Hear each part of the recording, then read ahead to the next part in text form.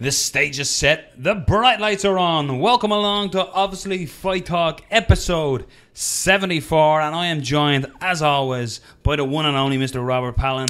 How's it going, man? How are you? I'm very well. I'm Noel O'Keefe, and this is 74. Crazy week. Everybody was up late all week.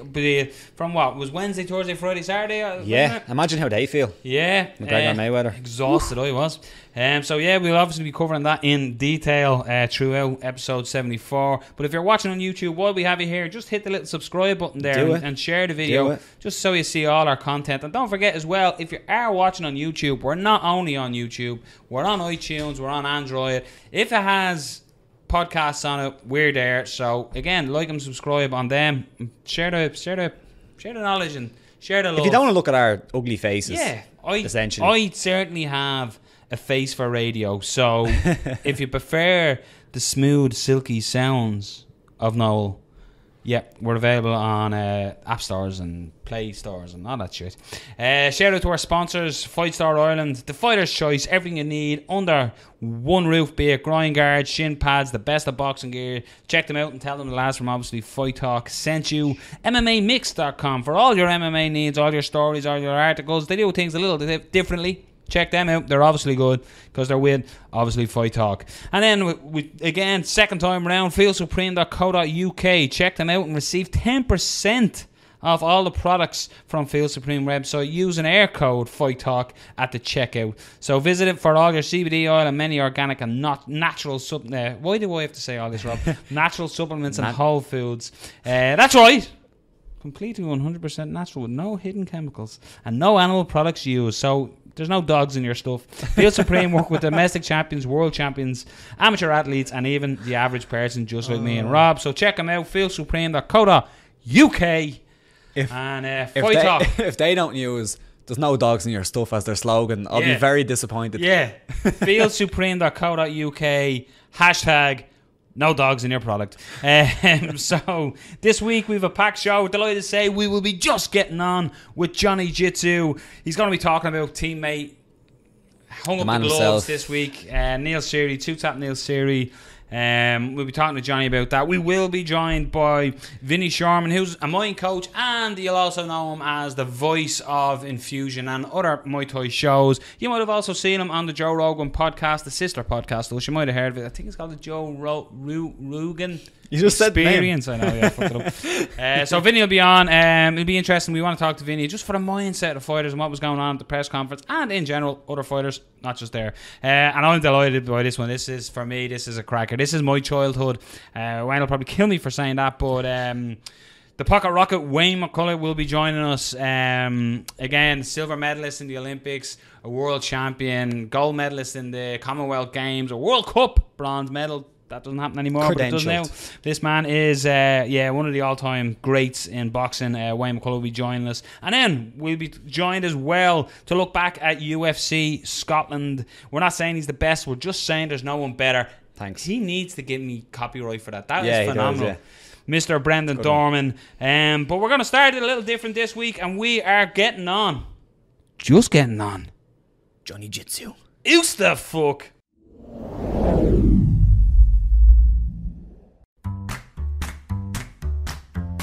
Just getting on with Johnny Jitzu. Who's the fuck?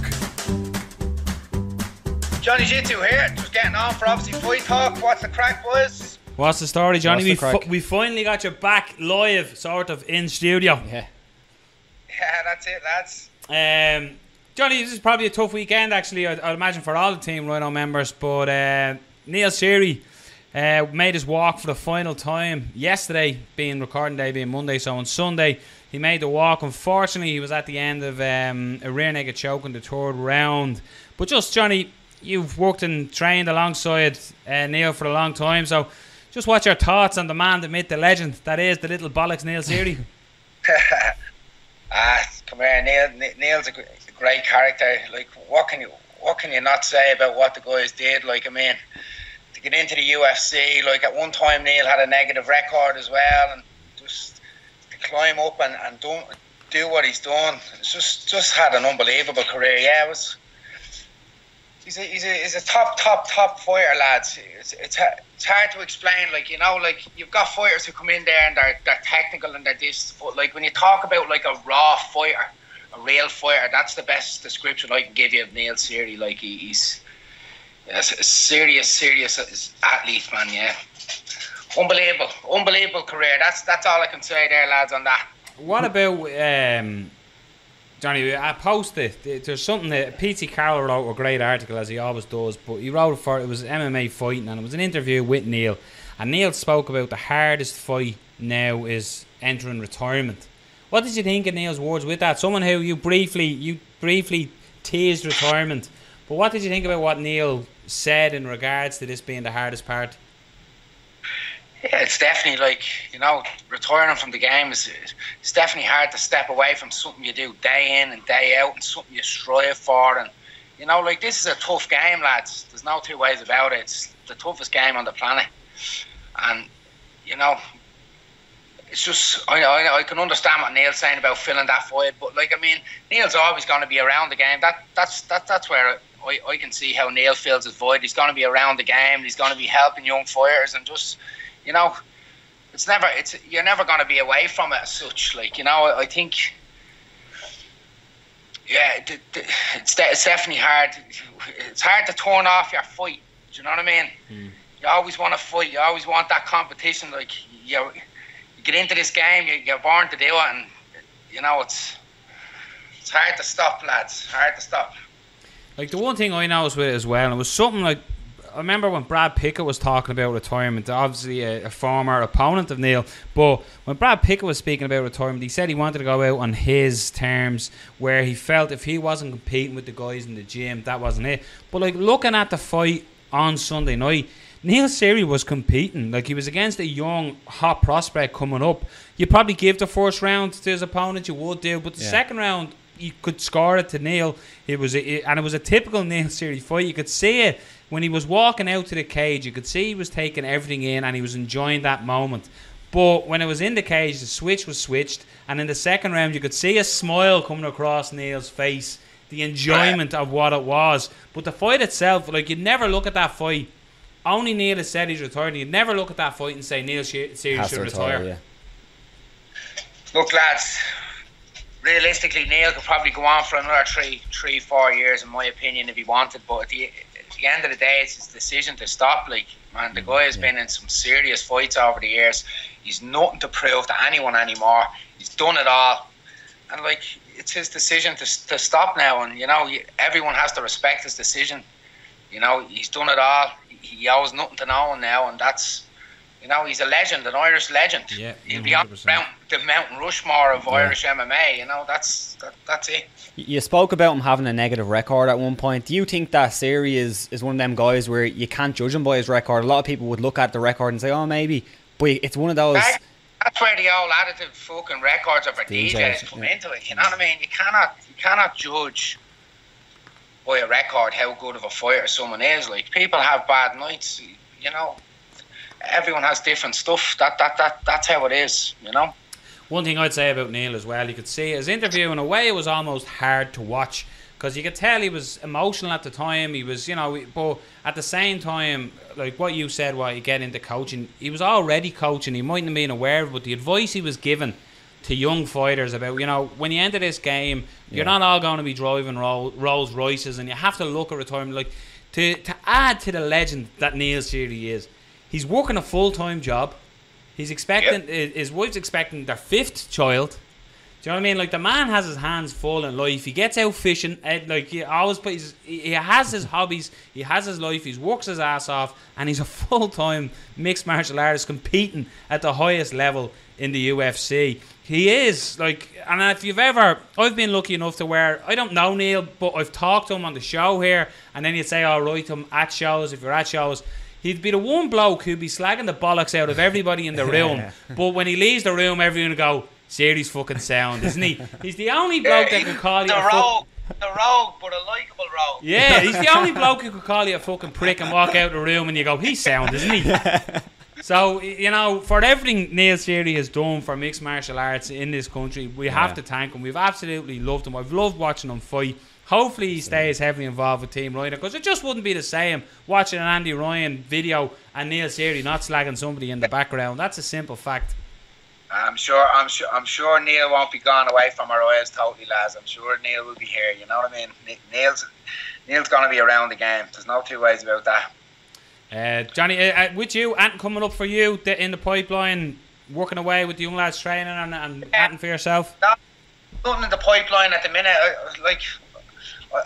I was definitely interested in doing a bit of a boxing match myself on the CRC, so I want to see can Powell sort that out, and then hopefully get on the Bamator card that's coming in November.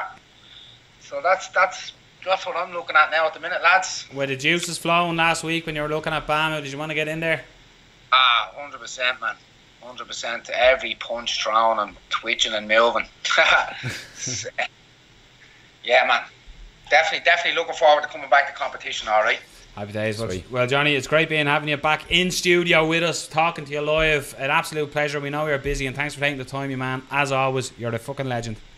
No problem, lads. Who's the fuck? Johnny Jitzu. Talking about long-time teammate in Neil Seery. Neil Seery, there's not a lot more you can say, really. He's the man. He is the absolute man. Yeah. He's in a character. He's exactly... But the article that the interview that Pete wrote the article on, and it was excellent. He went on to speak about it as well in his post-fight interview.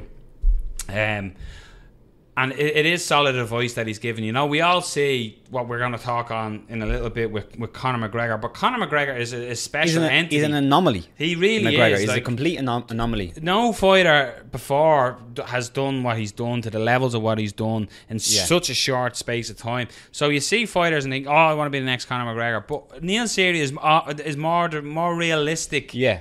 And he talks so much sense, and he talks so... And like he loves... Like he just... Anyone read the article with PT on MMA Fighting or watch his post-fight interview, and you'll see someone who just loves what he does, has a desire, but at the same time has the knowledge and the sense to say, yeah, maybe it's time to hang them up and go. I think as well, you did hit the nail on the head with, and so did Johnny, talking about the negative record when he came to the UFC and just before that, because...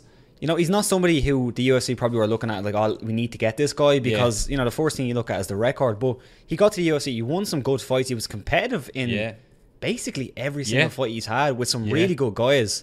So I don't think enough can be said about how well he did in the UFC, still working that full-time job, you know, at the later end of his career, not in his prime. I think what he done was brilliant in the UFC, and then you look at what he done before the UFC, and he was just a staple of Irish MMA. Like every single card you looked at, you were like, "Is Neil Seery on the card?" Yeah. But yeah. But to go from what he done, big happy retirement. He came out from your Cage Warriors champion into the UFC, and he actually speaks about it where when he was scheduled to fight Brad Pickett in London, Luke Barnett was breaking it down, and Luke Barnett said, "Who's this guy? He hasn't a fucking chance." And you look at it now. Somebody, I think it was Dollery, put it up on Twitter saying that Neil Seery has had the most minutes, the Irish man with the most minutes fought in the UFC. Really? Yeah. That's cool. It's a cool stat, yeah. He could hold on to that stat depending on other things that are going down. But it's absolutely, from us here, we had the honour of Neil speaking to us back in our Radio Made days. Yeah. And he told that epic story about crashing the 1916 parade. Go back and listen to that. I'm not sure what episode it was. We'll have to look that because that story is phenomenal. It's titled like Neil Seery something, but that was... Type in Neil Seery, obviously, fight talk. Yeah, you'll find it. And you'll find it. But it's basically Neil goes out for a run and somehow ends up in the middle of the 1916 Rising Parade. But yeah, Neil Seery, you are absolutely a man, a myth, you're a legend. Talked about when fighters retire that people forget about and they're not interested in nothing to do. If Neil Seery was anywhere around me, I'd like to have a chat with him and just talk to him. And he's always welcome on the show if he wants to come on. Doesn't matter if he's not fighting. Have him on. We could be out in Team Ryano fairly soon. We could be. Is this a scoop? No, we'll keep it to ourselves in case anyone robs the idea. But you know, you got to be very careful with these ideas. You know, these fucking ideas. Yeah. But so what we're gonna do is now we're gonna dial up Vinny Shoreman. We're also gonna dial up Wayne McCullough. and we're going to talk Mayweather, McGregor, or McGregor, Mayweather, the way it should be. So welcome back to, obviously, Fight Talk, and for the people watching on YouTube, you will see, if you're listening to us on Android, iTunes audio, you're going to know, because I'm about to tell you, we are joined by the voice of Infusion and many Muay Thai kickboxing shows from around the world, and mine coach, the beautifully, devilishly handsome Mr. Vinny Shoreman. Hello. And we're also... And we're also joined by Olympic silver medalist, Commonwealth Games gold medalist, World Cup bronze medalist, and WBC bantamweight champion, the man, the myth, the Irish legend that is the pocket rocket, Wayne McCullough. And Wayne and Vinny, thanks a million for taking the time, gentlemen. Hello. No problem. Very honoured. A big fan of Wayne as well, so I'm starstruck. Yeah, it was one that, I'm not going to lie, Wayne, we're going to fanboy out on you straight away, but it was one that when I was messaging, I was like, oh my God, Wayne McCullough just got back to me. This is amazing. Gentlemen, there's been a bit of a press conference. I don't know if you caught wind of it. A bit of a 4 press conferences during the week. But I'd just like to get your opinions. Firstly, we'll start with you, Wayne, if you don't mind, Finn. Wayne, what did you think of the press conference? Being involved in boxing the way you have been for all the years, have you ever seen a spectacle like that? Well, I think when I fought Nazim Hamed, he tried to do the same thing. Yeah. You know, Hamed was like, mouthing off and doing this and doing that and trying to promote the fight. But I think this fight with Conor and Floyd, it doesn't really need to be promoted. I think everybody knows what type of fight it's going to be, and the world is watching. Celebrities, you know, from around the globe are all watching this fight, and I say it's going to be a big event. One thing that struck me about it as well, leading up to Wayne, because we know I listened to you. You were on good friends of our show here, the What's the Story podcast with Mero and Danny. You were with the lads there. I think it was around Christmas time, and you spoke about Mayweather and McGregor. And you sort of said, as I was listening back to it, I was cheating. I was listening back the last couple of days. But as you were talking about it, you sort of gave a little bit of a breakdown. But then you, at the end, you started, yeah, but I don't think it's going to happen. Now that it's happened and we have a date, what's your thought process leading into the fight? Do you think it's just craziness? Is it a spectacle? Is it just a circus? Or do you honestly think that Conor McGregor has a chance to shock the world? He has a chance. He has that chance. I know he does. And I've been reaching out to him to try to get him to come and train with me and stuff like that. But, you know, I know Floyd Mayweather 20 years. He trained in Vegas in the same gyms. I sparred him once as well. So I know what he's like. I'm not saying I have the formula to beat him, but I was taught by Eddie Fudge how to dissect fighters and do certain things to make them look bad. And Eddie had the plan when I fought Hamed, and I made Hamed look terrible. And so it's down to the coaching and I'm doing certain things in a fight to get close to him, and I think Conor can do that with the right trainings. But as I say, everybody's beatable, and you know, Mike Tyson, Buster Douglas, the shock of the world. Nobody thought it was going to happen, and it can happen. You know, it's like Ray Mercer knocking out Tim Sylvia, who was a former UFC champion. I know he was past his best, but so was Ray Mercer, and he knocked him dead in the first round. You know, so it can happen, and I think Conor has nothing to lose. Floyd is a guy who's in a lose-lose situation unless he walks out there and beats Conor in the first or second round. So I think Conor can win the fight. When's the last time you contacted the McGregor team, and have you heard anything back at all from that? I think last week. And I talked to Dana.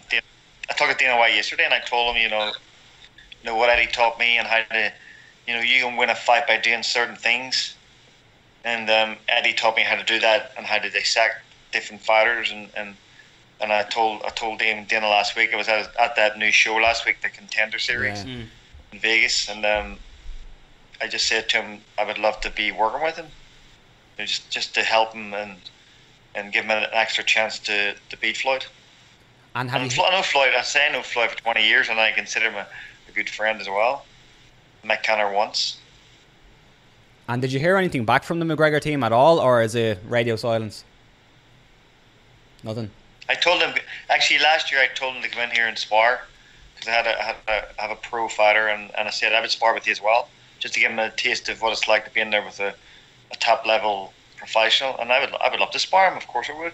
Might be smaller, but I've sparred with heavyweights before and light heavyweights and stuff like that. That doesn't bother me because I'm not going anywhere. I'm there for the night. But I would love to teach him and show him things. And I'm in California, and he's in Venice somewhere, so he was. Yeah. And I'm Marina Del Rey. I was up the street from him, and I say just no response. I know how big his social media is, but and that response would have been nice, but I don't take it personal. Again, is there something there? Do you know if there is people in there? Obviously, they've brought in a team, but have you heard any names of who it is, or in that sense, maybe why they haven't contacted you if they already have a team in place? No, well, I contacted Conor McGregor before he was world champion. So I still didn't hear anything from that either. And I say I went to see him one of his fights at the MGM a few years ago. I went backstage to see him and stuff. Said hello, got pictures and stuff like that. But I say there's been no contact, and I know he doesn't have a boxing coach. If he gets a boxing coach, I know Freddie Roach is training Miguel Cotto, who's fighting the same night, so he'll not be in his corner. But I'm the only boxing coach out there who's actually been in the ring with Floyd Mayweather. That's a difference. It's a big difference. Just to bring Vinny in on that as well, Vin, did you watch the press conference, Vinny? I'm being the mind coach. I know you work with a lot of top athletes. Is it just a circus, or are they trying to manipulate one another and get into one another's mind with the things they're saying to one another?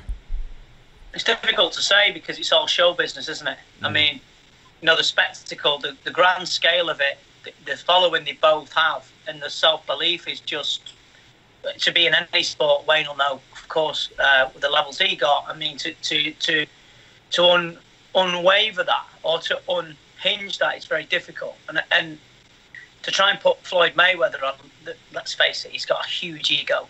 Conor's got a huge ego, and justifiably so, and it's where it's got and where it's got to. You can doubt that self-belief, but no, I've never seen anything like it. I think the closest I seen was when Hamed fought Mayweather, when they had 4,000 there. Do I think I think it is a bit pantomime. I think there's certain things that Conor could have said, which he didn't, to do with Floyd Mayweather's incarceration and stuff. I thought it was at that time. I thought it was a lot more tame than I expected it to be. But yeah, it's a difficult task for both of them. Like Wayne said, it's a lose-lose for Mayweather. He's one of the greatest of all time. It'll be 50-0 if he beats McGregor, and McGregor's got it all to gain, really. If he loses, well, he went against a guy in his first professional fight who's one of the greatest of all times. And if he wins, well, he just turns the world upside down. We've just had a female Doctor Who, so, anything's possible. Seen that. As a mind coach, Vinny, and I'm sure Wayne can answer this as well, at the level that McGregor and Mayweather are at, you can do a lot of work, obviously, as you said, on yourself and getting yourself into that mindset, but does the insults actually get to these fighters at this level? I don't think so. It's you have to be a fighter, to be in a world where it's dominated by, if they're tougher than you, stronger than you, punch harder than you, fitter than you, etc. If you accept anything from anybody else, you become lesser than you expect from yourself, if that makes sense. So I just think that the self-belief is second to none, as Wayne, I'm sure, knew when he fought Prince Naseem Hamed and took some horrendous, hellish shots and kept going forward, which was a great performance. I think it was on Halloween. I think it was. Yep. Was that you fought him? Yeah, and the way that you fought Morales, nearly made him quit in round 9. And it's just, it's crazy. I think it's the self-belief. I don't think insults will matter.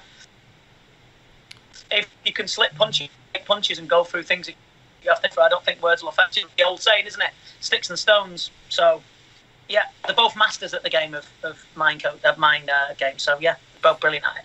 And in a way, Wayne, same question in a way to you, because, you know, obviously Prince Nassim was known for it. You faced him, you stared him down, you done all that. Because I know you'd said previously in Ireland, Nassim was doing the Forget McCullough, Go See the Prince and stuff like that, and the posters on an undercard. I think that was the basketball stadium, was it? Back then, was it? No, he fought at the Point in 1996, summer of 96, against Manuel Medina. Yeah. And then he sort of had a little thing saying forget about you, and he was almost using your name to push himself here. Yeah. But like, he was seen at the time for the crazy entrances and his style of fighting. But did that affect you at all in the lead up to your fight with him? Well, I say he fought in 96 in the Point, and like a story came through around the globe. Back then, there was no social media, but I seen this story, and he said my wife was scared of me fighting him, and I was in Vegas, so I jumped on a flight. Next day, get there to his weigh-in at the Guinness factory, and I had my good friend Mick Devine with me. That's all. He's from Dublin, and I walked in right up the Hamed with his entourage and told him, I don't care what you say about me, but when you bring my family in, till you cross the line. And I was serious. I walked up to him and I think I poked him in the chest. And he said, leave me alone. I said, I'll knock you over that balcony. And that's what I said to him. That's not me. But I know how to, came up from Belfast and Shankill Road. So I know what it's like to grow up. And this whole entourage were bouncing around, like just dancing around. And I just looked at them all, and Mick pulled me off and I walked out. Go to the fight the next day. I had tickets at the back of the arena. People recognised I was there, and they brought me. Sky TV brought me up to the front. I sat right beside his dad the whole fight, and the crowd started singing my name right the whole way through the fight. So I think psychologically I get through Hamed, and he never came back to Ireland to fight again. And it didn't affect me. The only thing, when somebody says something about your family and they cross the line, it's like gets a bit personal. And I don't know why he had posters around the city saying forget about McCullough, come see the Prince. I was bantamweight champion, he was featherweight, so we weren't even in talks to fight each other. But he fought my undercard in Dublin in the basketball arena in 1993. So for some reason I was stuck in his head, and he had to say things, and I'll say he said to the wrong person. But I didn't take it personal. Sticks and stones is he just said there. He said certain things in the press conferences when I fought him, and my wife told me to shut up and don't say anything, which I did. The only thing I said to him was, when I stood face to face, I said, what happens when you hit me? I'm still going to be standing. I said, you're going to run away. And he proved that. He ran away for 12 rounds, and he didn't do anything to me. So the psychological side of it there, with two of them, these have to be probably two of the cockiest guys probably on the planet at the moment that are squaring off against one another. So taking that apart, realistically, we're saying, yeah, he has a chance. I've heard the catchphrase, a puncher's chance, since it's being given. I've used it. When I seen the fight, I honestly thought to myself, Mayweather's going to absolutely school Conor here. This is two different sports. So what is, like, to the mind, to the novice or the casual fan, they're watching two fights where they're punching one another, so they might separate that. But how big is the difference in elite between an MMA stand-up to a boxer striking? What's the Conor's biggest obstacle? Doesn't matter if he was fighting Mayweather or if he was fighting anybody else in the world. What's his hardest adjustment to make from MMA to boxing? And I open that up to both of you. For me, I just think the energy system's different. I think the pace is different. I think the defense is different. You can't kick, you can't grab, you can't go for a takedown. It's a different. You can cut a ring off easier than you can an octagon because it's of the shape of it. In corners, etc. And I think the main thing for me, the difference is the experience of, if you've got, it's intrinsic, it's muscle memory. Floyd will have things where he just does them naturally because he's sparred with hundreds and hundreds of boxers. Look, he was giving Pernell Whitaker, who's probably, I believe, one of the greatest defensive fighters of all time, and a southpaw. He was giving him fits at 17. So the southpaw stance, that the unusual way that Conor will fight, I can't see it causing him problems. You can never rule a man out because, your chin does, everyone's chin, you can't take loads and loads of shots. But let's face it, Floyd hasn't took loads on them. It's difficult. It's a difficult thing, especially the shape of a ring, the experience of the corner, the know-how. You could even see the first press conference that they did. Conor was out of his depth at points, and then he came into it, and then he trounced Floyd. The rest of them. But I mean, you could see the way that Showtime had put it together. Yeah. Like he had a go at Steven Espinosa and stuff like that. It's a whole different ball game than the UFC. I think he's going to... I just think take it for what it is. If you're going to support Conor, great. If you're going to support Floyd, great. Take it for what it is. It's an enjoyable spectacle. It's got the world talking about boxing, the world talking about MMA. It's got people fight sports. There'll be some kid going to take up boxing and become an all-time great and and become an all-time great at UFC. Just take it for what it is. But I just think it is a whole different ball game, and Wayne knows that better than anybody. So that's my take on it.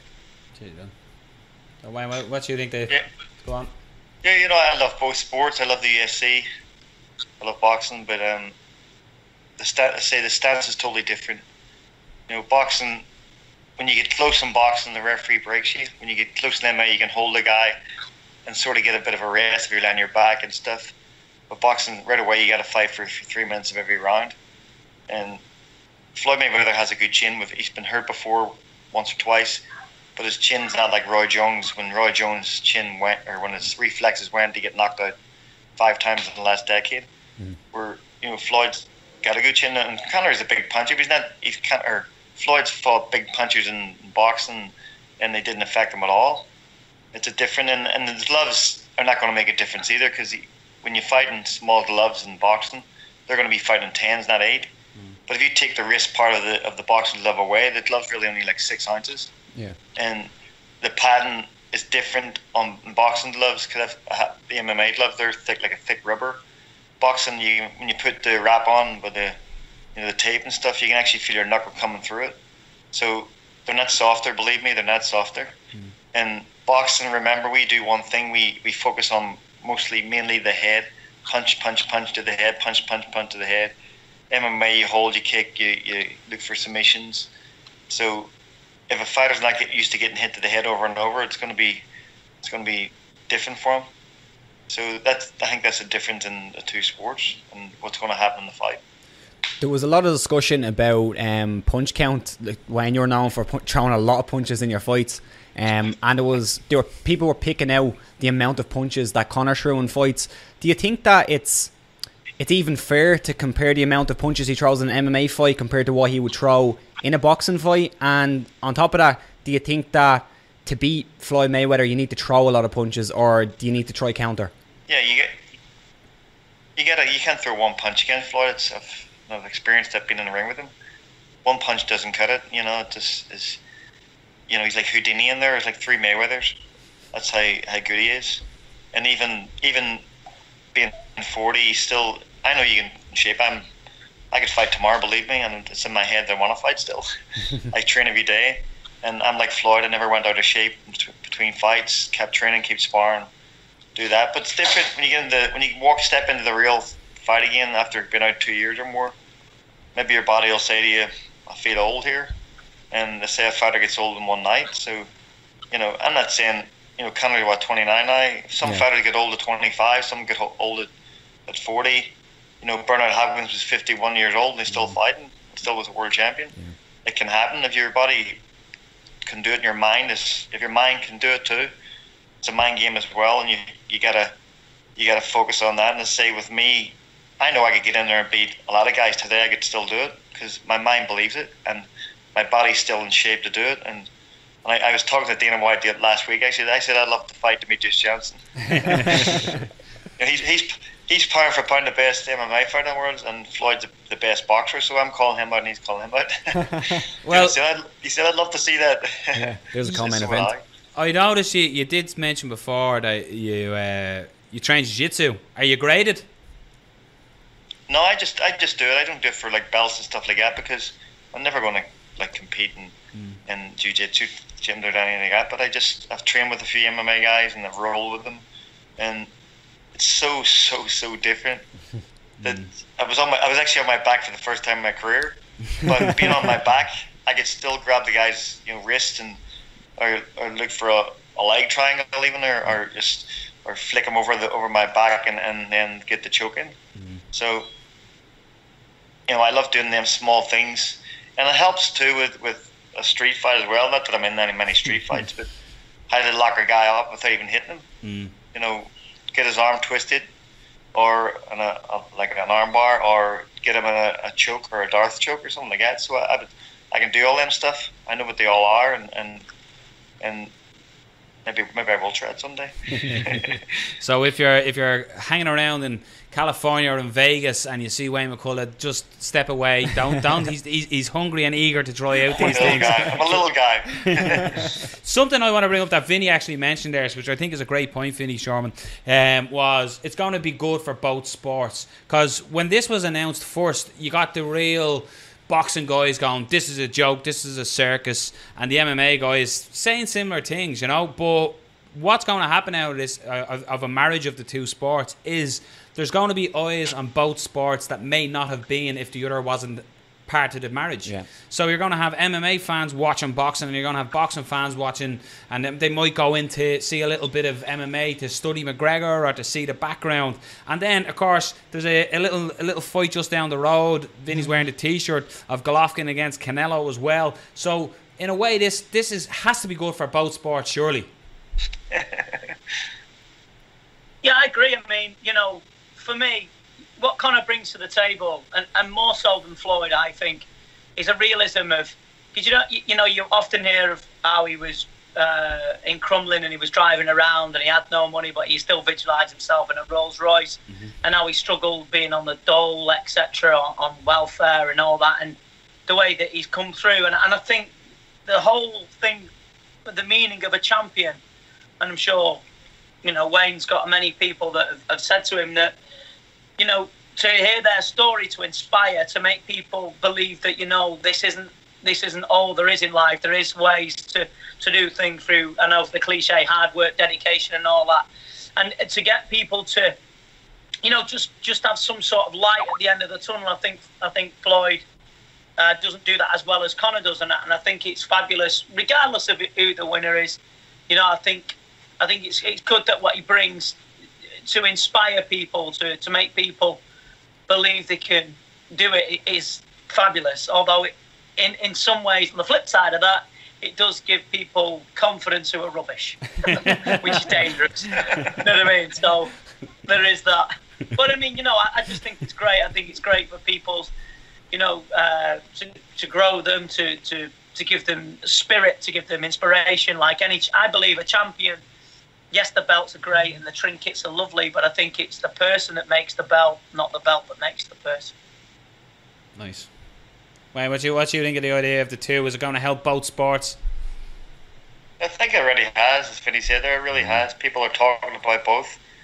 For me, boxing, up until a few good fights last year, it was pretty much down out because the best fights weren't being made, but now they're making the best fights. And Triple G and Canelo, I love Canelo. I call him the Irish Mexican. He's brilliant. I like Triple G as well.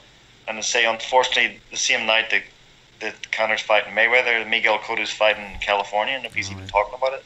Yeah, he's fighting some Japanese guy, and that's the unfortunate part. And the Triple G fight is like 2 or 3 weeks after the Mayweather Conor fight, and there's not really much to talk about that either. So talking more about this big, because it's an event. It's an event, and the talk before, the talk of the press conference, the only thing I don't agree with is Conor's words coming out of his mouth. Some of them are like real vulgar. Because you've got a lot of, say, Floyd's kids were there at the press conference, and it was a bit too much. And with my daughter, with Hamid didn't say F this and B this and C this and U this and that. It was all his mouth was pretty clean compared to Conor's, and I don't like that coming out of any fighter or any athlete. I think you have to be like a role model in a way. You can still badmouth the guy without doing the FBC words and stuff like that, and I think that's a little bit too much. And of course, people love that sort of language anyway, but unfortunately, I don't like it at all. I really don't. But as I say, it's all hype. This is a big event, and other fights are being looked past. But definitely, it helps boxing and MMA. I think this is, Conor's, right now the most popular fighter in the UFC. I was actually reading the other day that half the UFC fighters love him and half them hate him. Yeah. I think that's just because of the amount of money he's actually going to make, and it's nothing to do with his fighting, because he can fight. And I think they're just maybe thinking, oh, I want to make that too. But reality is, boxing and MMA, there's very few fighters that'll make that type of money anyway. Boxing will make a little bit more, but there's not many fighters making 50, 60 million, except for Floyd Mayweather or Manny Pacquiao. On the flip side of that, if McGregor does somehow beat Floyd Mayweather, does that hurt boxing? If Conor wins, if Conor wins, it's disaster for boxing. It's disaster. It really is, because, and I think he can win. But all the boxing people are going to attack me. No, if Floyd loses to him, and Rocky Marciano, got the 49-0, but his last fight was against a world champion, and Floyd's fighting a guy who's never been in a boxing ring as a pro for boxing, and it will be disaster. And I might think Conor might start calling everybody out, but the truth is, if Floyd gets beat, it's because of his reflexes, and his chin is totally gone. But it will be disaster for boxing if Conor McGregor wins the fight, for sure. We'll hit two. Sorry, Vin, go ahead. I think with Floyd, if he's that skilled. I mean, if you look at his style's changed, and obviously with age, I know that one person that seemed to change his style a hell of a lot was Marco Antonio Barrera. Turned later on in his career, turned more of a boxer than he did when in his early career, when he was a pressure fighter, a la Julio Cesar Chavez. And with Floyd, when he fought Diego Corrales and sort of Philip Ndu and what's his name, your mate, who you beat as well, God rest his soul, Arturo Gatti. I think his style's changed, and I think now that but people don't understand it. I think maybe people don't understand is Floyd's really tough. Let's not get it twisted. He might wear the worst clothes in the world, and he might dress like a 15-year-old breakdancer. And he had a when Gervonta Davis fought in England, he had a coat with an orange cap. That's the clothes I'm going to wear later on. Sorry? That's the clothes I'm going to wear later on. Breakdancing. You're all right. You can wear it. But and I just think people don't get it twisted. He's a very, very tough man. And he's a very, very tough, strong, and I think people forget that. I think because he think he's a bit, because he moves around a lot. But if you watch him fight Guerrero, how he slips and moves and that, he's poetry in motion. It's an hard ask for Conor McGregor. It really is. No doubt. On that note, I'm going to push it to you. Who wins August 26th? Conor McGregor, Floyd Mayweather. How and who wins? Well, let's say it comes down to technical stuff, and if Conor's not willing to get the technical stuff, it's going to be a tough, what would you say, the fight for him, because Floyd Mayweather is brilliant, and he can stand the ring and the reflexes are gone, but he still has a good enough chin, and it's hard to go against Floyd Mayweather. But I'm not just saying it of the boxing, but with the right techniques, Conor can win the fights. And maybe people are saying, "Oh, what are you talking about?" But believe me, if you get the right technical plan for a fight, you can win it. And it comes down not fitness, nothing. That's part of it. If you have the right technical plan, you can win the fight. But say it's I think Conor can win the fight. I really do think he can win this.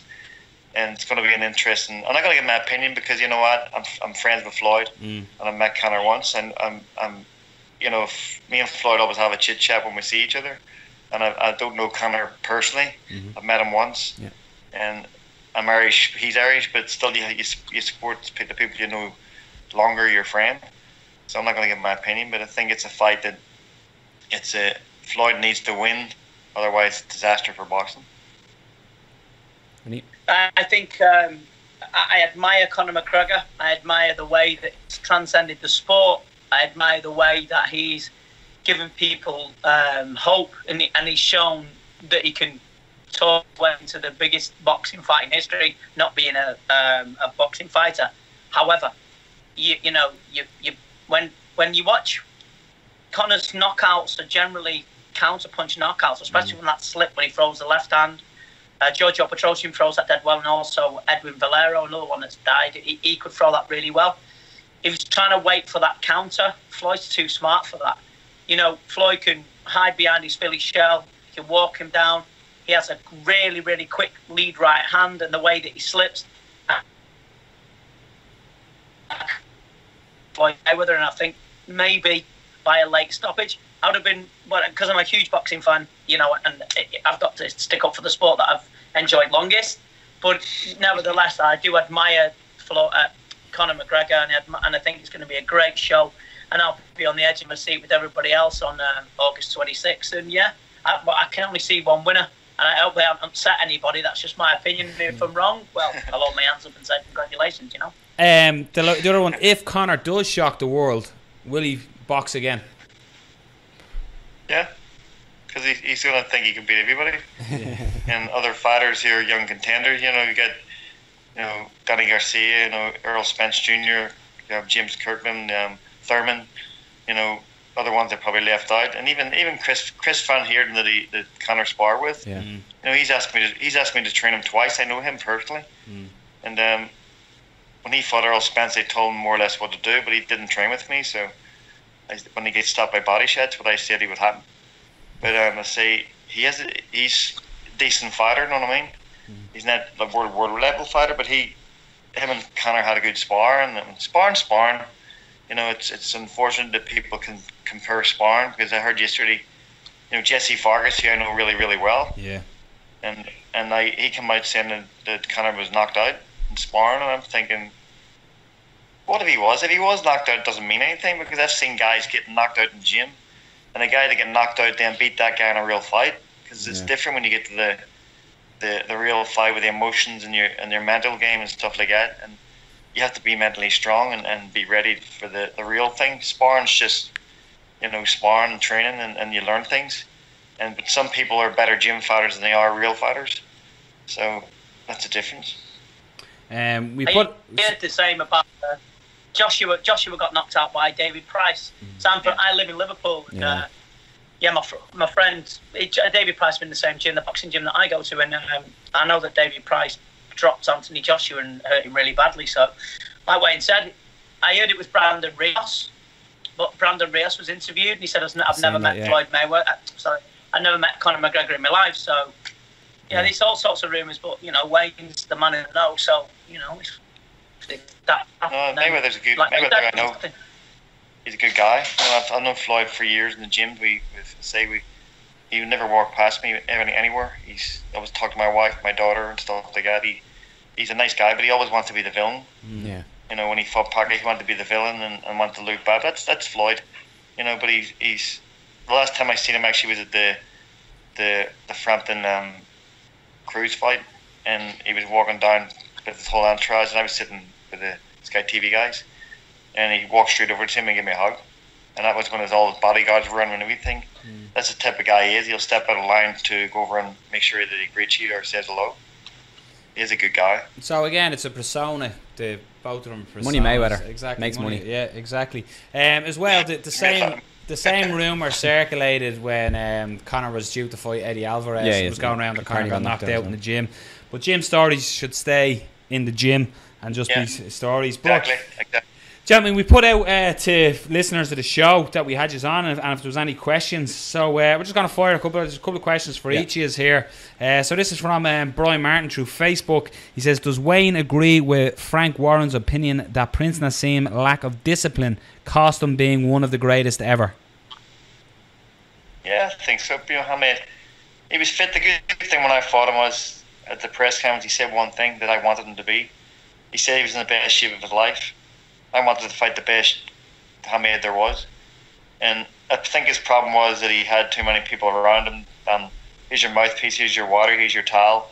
Maybe I'll clean your butt for you. I had my wife and my daughter and my team around me, and and you know, that's what I wanted. I didn't need 10 people to go running with me or do this or do that. You know, I did my own thing, and you know, I think Hamed, he was a great fighter. He definitely was, but it comes down to a lot of, you know, discipline. Did he like working out? I don't think so. I think it maybe proves today he didn't really like working out. Yeah. And you know, you have to do the hard work in the gym to be successful. He was successful, but his career was pretty up and down. It wasn't a long career, and but he did. But he made his money. He became champion, but he maybe could have been, yeah. But it's hard to compare, you know, old guys to today guys, modern guys to the future guys and stuff like that. It's just tough. You know, I just dropped my cup. It's hard, you know what I mean? So, but I think Hamed, yeah, he should go down as one of the greatest British fighters there was. Kevin Doyle on Facebook has 2 questions. I'll ask for Vinny first. What's the biggest psychological mistake he sees in athletes leading up to fights that he usually has to change when working with them? The biggest one, it's such an eclectic mix of what people worry about that it's all very different. Everyone's an individual. People, the main thing about what I've noticed is that people, when they go to weigh-ins, they tend to look at the fighters as if, you know, you're the same weight, you're the same experience if it's done right, you know, you're the same age, whatever. They always seem to say that the other opponent's massive. They're just weighed in, but they're massive, and you're exactly the same weight and exactly the same size, and it just seems a perception that these people are huge. You get that a lot in I think fights are won and lost in the changing rooms. I think, you know, you can be a lot confident with all the bright people around you, but when you as they say, when the emperor has no clothes and you're in the changing rooms, that's when all the demons, if you will, come into play. Yet, to be honest, it's so different and people are so different, and that's why I love my job. That's why it's so diverse. Different people worry about different things, but to nail it down to one thing, I would say that a lot of things at weigh-ins, when people seem massive, it's just a perception. So that's my take on that. We have another one there for Wayne. This is from Fred B on Twitter, and it just says, is there a lot of pressure coming from the boxing community for Mayweather to KO or school Conor? And is this pressure to do this an advantage for Conor? Well, there's no pressure. You know, Mayweather's been through it all before. There's no pressure on him. It's just, for him, it's just another day out. And both guys are experienced in their sports, and the psychological game is they're both strong mentally, and they both believe they can win. So I think it's not going to be advantage to anybody. It's just that both guys are equal and they're being strong in their mind, and the two. It's just going to say what Vinny said, the dressing room as a fighter or walking to the ring, that makes a fighter or breaks a fighter, and that's the toughest thing when you're doing that. You can fall apart I've seen guys fall apart in the gym or in the dressing room, and then walking to the ring, step into the ring, and they're half the fighter they were when they were training. It's a completely different ball game, and some fighters rise to the occasion, like I always did. I was a good gym fighter, but I was a better fighter in the real thing. I just looked forward to getting in the ring. The dressing room, I was always happy and ready to go. Some guys, it's like almost like somebody died in the dressing room, and they're sitting there like waiting to do something they love, but they're sitting there with a sad face. You know what I mean? So that makes a fighter or breaks a fighter. One for Vinny from James King. With the big headliners in MMA becoming more and more showmen, how best are they to try maintain on fight yet still be a spectacle for the fans and increase their stock in their own brand? So like changing from the fight to marketing. Say that again, sorry. I think the long and short of it is how a fighter has to go from promoting Selling himself on social media, doing all the press conference, to turning the switch to a fighter. So what's the best way to maintain focus on the fight, even though they have to do all these outside things? I just maintain your focus on your fight. I mean, if you look at, not everyone's going to be Conor McGregor. Conor McGregor is very, very quick-witted. Floyd Mayweather's very, very quick-witted. Or I'd give Conor the advantage in that. Roy Jones was quick-witted. People, Nazim Hamid was quick-witted. I remember Wayne when he said, "You seen your tongue hanging out" when he fought Maidana. He said he had the flu and all that. I remember that banter. God, I'm boring. But I just think you got to remain yourself. I think if you try and be someone else, you're going to be you're only the original version of you. If you try and be someone else, you will get found out. Conor McGregor does it naturally. His self-belief, his quick-wittedness, his diversity. Even when you've seen him, when they grabbed the Irish flag and then he grabbed the bag, it was so quick. It wasn't prompted. You could tell it was just what he'd naturally do. Other people think you should remain yourself. Triple G remains himself, and he's a great champion. One of my favourites now, Errol Spence Jr. Brilliant body punching southpaw. I think he's amazing. He just maintains himself. I think you've got to remain you. You've got to remain focused on your goal, and that's all. You've got to be totally and utterly immersed in what you do. You can't do it halfway. If you're going to decide to be a fighter and you go all the way, you've got to realise that there's a lot of hot coals to walk over, etc. And just remain yourself, remain true to who you are, and I think that will get you where you have to. Conor McGregor, that's who he is. Floyd Mayweather, that's who he is. Wayne, that's who he is. And I think you've got to stay on who you are, and if you're good enough, you'll make it. This is probably one of the biggest questions that kept flooding in, and it's for Wayne, and it's how good is Brian Callen's boxing? Fighter and the Kid is obviously a huge podcast here, and Mr. Callen certainly tells us that he's pushed the pace with you on occasion, Wayne, in the gym. So how good is Mr. Callen's boxing? Brian Callen is good enough to have a fight. Definitely. He sparred with all the young guys. I've got him. I'm with him about 3 years, and I changed his style a little bit, and they had him more hitting and then moving, and instead of standing in the pocket, which he'd like to do. But when I first got him, I got him using his jab, sitting down his punches, banging the body, banging the head, then move and get out of the way. And he's 50 years old, man, and he can move pretty good. And he's hurt people in the gym by not even trying. He just do a punch perfectly and really hurt them badly. And the guy is really, really impressive. Definitely impressive. And for a 50-year-old man, he can fight.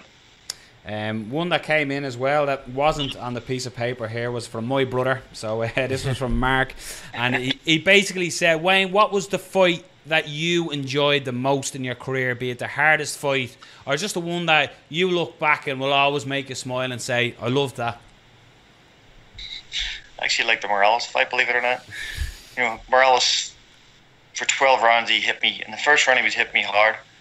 In the 12th round, he was hitting me just as hard, but I think he said he almost broke his hands off my head. He hit me so hard. And it's just one of them fun fights that, it was a close fight. You won it, but we stood toe-to-toe for 12 rounds, and it was just one of them fights that nobody gave me a chance, I'd say. And I go in there and push him to his limit, and in the 9th round he was ready to quit in his stool and everything. So, and respect after the fight we have for each other was unbelievable. And I really enjoyed that fight. I really did. That's the fight that I lost, but I enjoyed it. And what, gentlemen, if we were talking about the marriage of the two sports, in a way to finish it, what would you tell any young guy, be it our girl, be it a young child growing up? What would your advice to be somebody who wants to get into combat sports or any sport essentially? The combat sports, boxing saved my life. I'm from Belfast. I grew up in the bad area, and I remember I'm proud of where I come from. But I always said to myself, 15 years old, I set a goal. I said I want to be WBC champ of the world, which was not a realistic goal, but it was in my mind. And I said I need to get some sort of Olympic medal first before I turn pro. And people laughed at me. People thought I was crazy. I used to go running up the mountains, and I seen people walking their dogs, and they used to look at me like, what's he wasting his time here? And I did it, kept on doing it, got the Olympic medal, turned pro, and became WBC champion. And my mind was set for that. It's, as Vinny said, you get your mind set. My mind was set as a 15-year-old kid to be WBC champion of the world. And I focused on that, and I worked hard. And I say, I got out of the ghetto, but I'm proud of where I come from. Every time I go home, I visit the place where I came from. But I just wanted to have a better life for my kids. My daughter, who's 19 now, who grew up in America and has seen a different type of upbringing that I was brought up. And that's what we do. We take punches for a living to give our kids a better life. And that's what I did for my daughter. Very nice. Yeah. And Vin, what would you say to any young aspiring athlete? Be decent. Just be decent to everybody, to people, to everyone that you can be. Be decent. Just be decent. That's all. Focus on what you want to do. Always focus on what you want, but be decent while you're doing it. Because certainly along the line, you're going to need some help. You're going to need a shoulder to cry on. You're going to need someone to give you a boost when you doubt yourself. Just be decent. That's the be all and end all of anything. I don't care if you. I met some great champions, and now I'm really chuffed. I've not met Wayne, but I could say he's been mate now. Tell everyone. Hello. hello, Wayne. I love what you do. I love what you do. I definitely love what you do. Thank you, sir. Appreciate it. I'm not lying. I'm a big fan of yours, and I know that you were trained by Eddie Futch, who I think was the greatest trainer of all time. I'm with you there 100%. 100%. Oh yeah, no doubt. I train, anyway, I can bore you. But yeah, I just think it's be decent with people, be humble. I know it's a cliche saying, but be kind, be decent to people, and you'll find that the right path will open up for you, and just focus on where you're going. Well, I have to say, gentlemen, I think it's great that obviously Fight Talk brought the two of you together. We've created a friendship here. 100%. It's been an absolute. The comeback's on. Vinny's in my corner. There we go. He's coming. It'll be. We'll get onto Nassim Hamed's team, and we'll get him to cut off his right leg and his left leg to try and make weight somehow. But I don't think he's going to come near where my weight is, believe me. Even if you cut his leg off, he'll probably his leg will weigh the same as Wayne now. Exactly. Yeah, right. Exactly. Definitely. Gentlemen, I have to say it's been an absolute pleasure. Vinny, I've known you years, lads. working along with you in Infusion. Hopefully we'll work together soon again.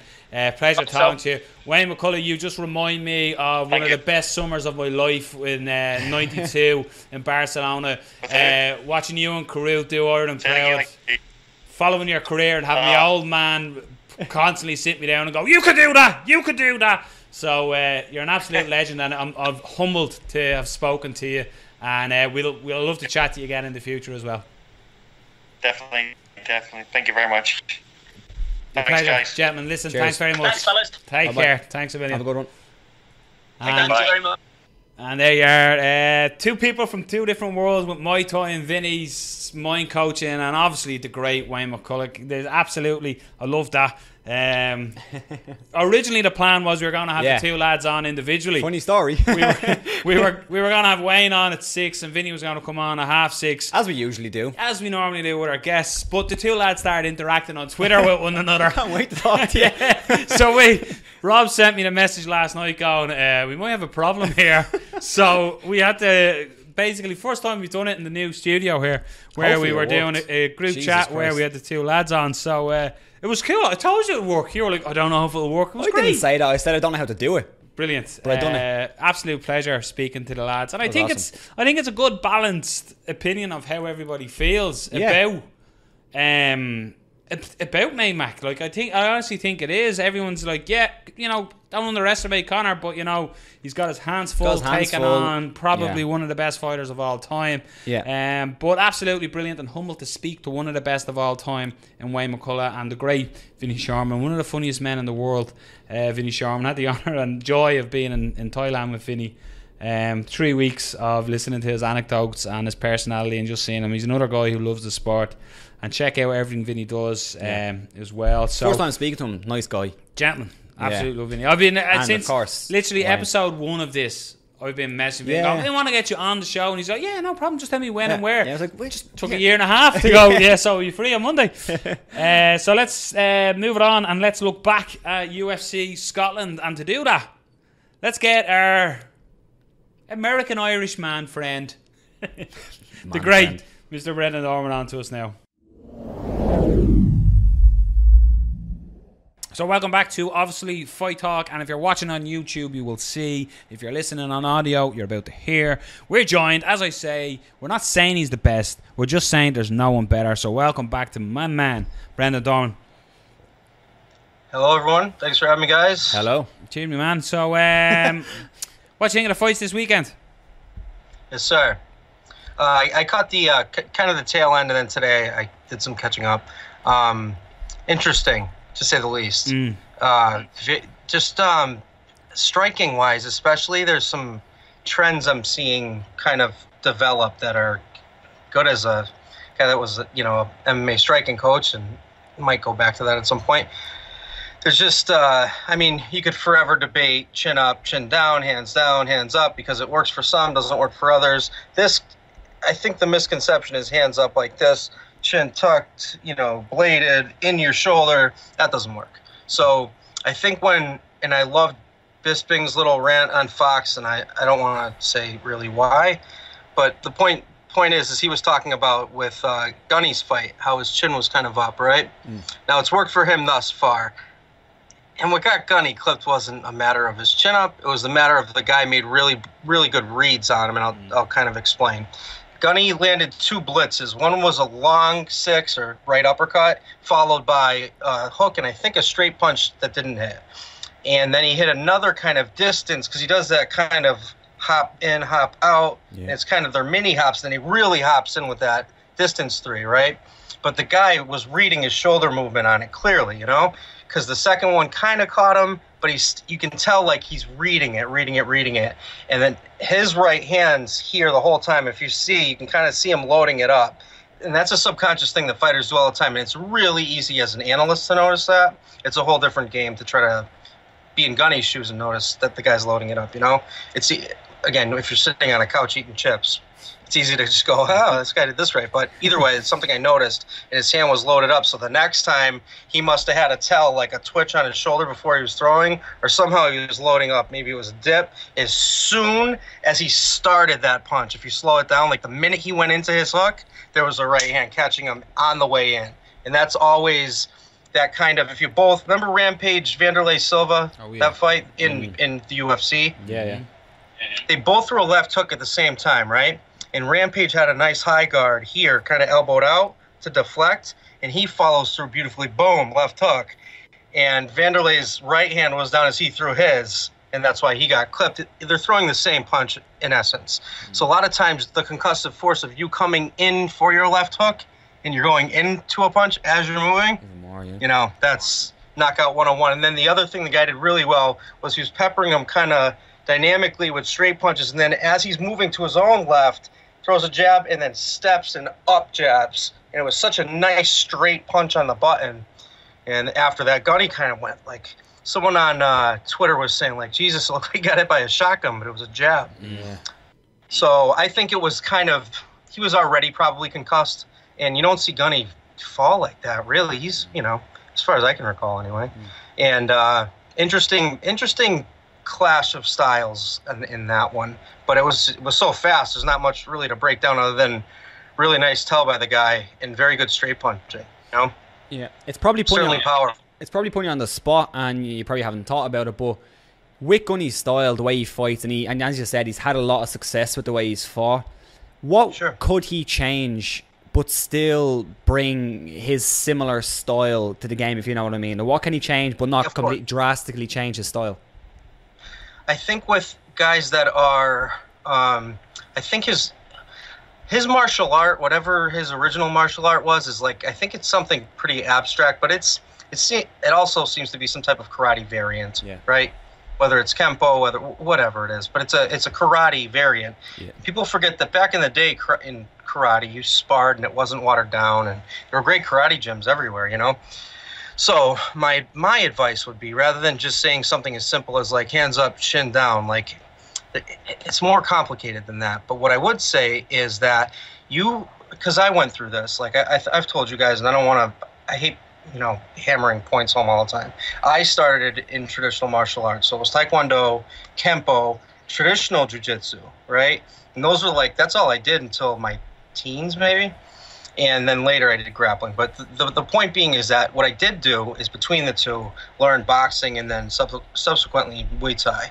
So as a karate stylist, right? Unless Wonder Boy's kind of like the freak exception, unless you want to include like MVP, and his fight with Daly will be an interesting kind of litmus test fight. But unless you're like that, where you've done that in a kickboxing setting and had success, say Raymond Daniels style, right?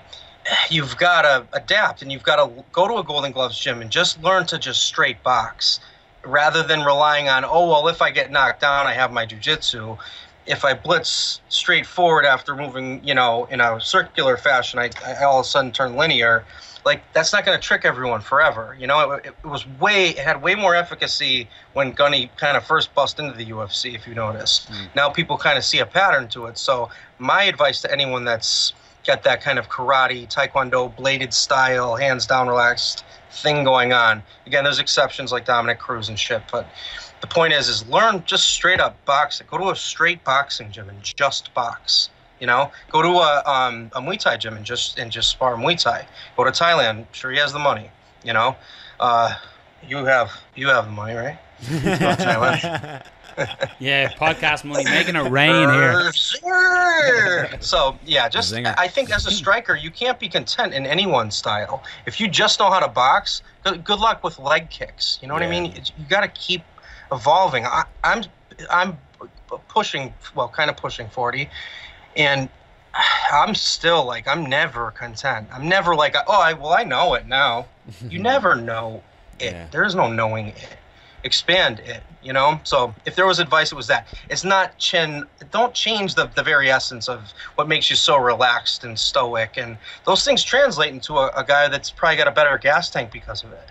Or whatever the case, He like that lull Connor thing where you kind of lull somebody to sleep with slow movement, and all of a sudden he's super fast twitch muscle, and it catches people off guard. So don't change that. Just have more tools in better angular sense, I don't know if you have access to Twitter while I'm talking to you, but I just tagged you in a picture that potentially could have changed that fight. I don't know if you can see Twitter. The eye poke, is it? I have my phone off. Okay, now there's a picture on Twitter that it shows a double eye poke. I think you can almost call it. It's basically Gunny is coming in for that long-reaching uppercut, it looks like, and he gets two fingers in. He gets a finger in each eye.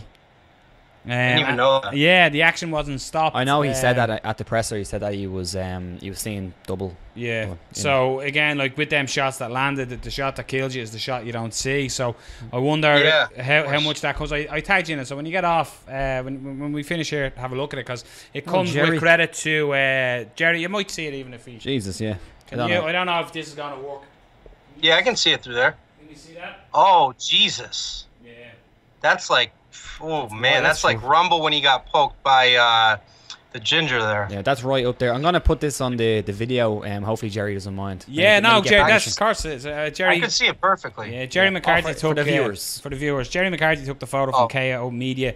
Again, great snap by Jerry, and you can see it was in deep. So realistically, with that said, that's obviously going to change. If you said Gunny spoke about it and said he's seen double, as in, he may not have seen the shots. Who knows if the outcome would have been different? But that's what he said as well. He said he doesn't know if he wasn't making it as an excuse. He said maybe I still would have got hit with the shot, but it is there. Yeah, he doesn't strike me as the type to be like, well, we need to do it again. Let's run it back. Like he seems okay to accept his, go out on his sword or whatever. Yeah. So that sucks. I didn't even see that or know about it. I didn't watch the presser. So yeah. Another outcome for sure. Who knows? You'd have to be him.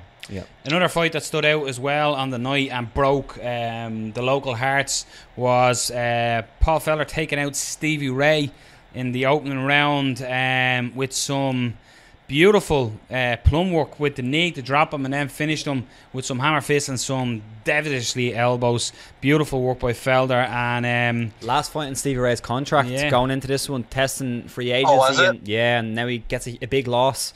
How will that affect him? We had James Doolan on last week. He said either way he doesn't think it's going to affect him too much in terms of what he's going to get. But, that is a point to look at as well. But what a performance with Paul Felder. Yeah. When that guy's on, he's terrifying. Yeah. I know Paul because he was he's studied under Daniel Gracie being out of Philly, And obviously I know Daniel because I know Henzo, blah, blah, blah.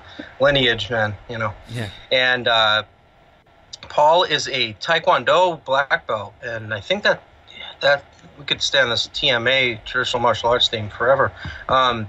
Who better than Duke to take a Taekwondo guy in and teach him some Muay Thai, right? Yeah. What a difference it showed. You never saw him in the plum like that. You kidding me? So, you know, and I know we all kind of chatted with Duke after I posted that thing on Instagram last week, but you know, because Duke's the man, but he is very good at teaching guys with dexterity and Taekwondo, spinning shit, whatever.